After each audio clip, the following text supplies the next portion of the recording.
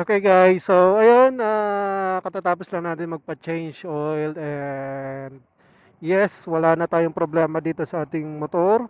Pero naka-display pa rin kasi yung service reminder nitong Dominar 400 UG.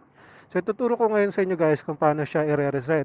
So ganito lang yan. So ito, bubuksan natin yung ating motorsiklo. Ayan. So side stand down. Nakababa yung ating side stand. So, yan, lumabas ulit yung reminder ng service reminder.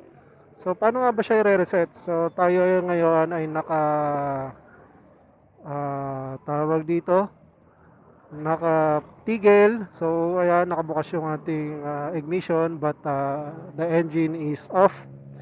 So, ayan, para nga ba i-reset? So, kailangan lamang po pindutin or i-hold yung etong button sa kaliwa, yung may letter M. So, kailangan natin siyang i-off muna. Yan. So, pindutin natin yung letter M. Tapos, on. So, hintayin lang natin na mag-appear yung service reminder. So, ayan. Lumabas na yung wrench. Ganun lang. Tapos, i-hold na natin tong letter S dito sa kanan.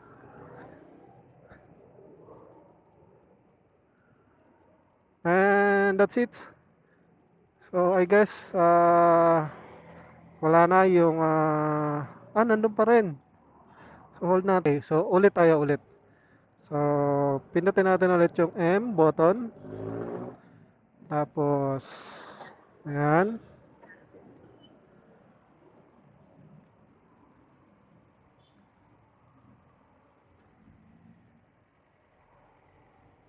Okay.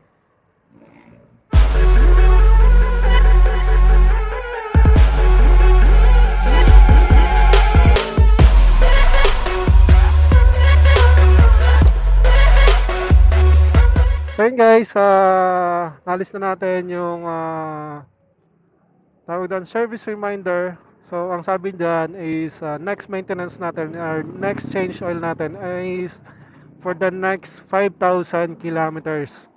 So, yun lang, ganun lang kadali guys. So paano i-reset? Off nyo muna yung ignition switch. Tapos hold nyo yung M button. Tsaka nyo i-on ulit yung ignition switch. So kapag nakapag-display na yung service reminder, hintayin nyo na mag-blink yung wrench na symbol.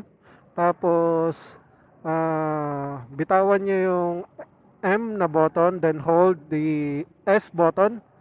So, ganun lang kadali kapag naka-hold na kayo sa S button hanggang sa mag-appear yung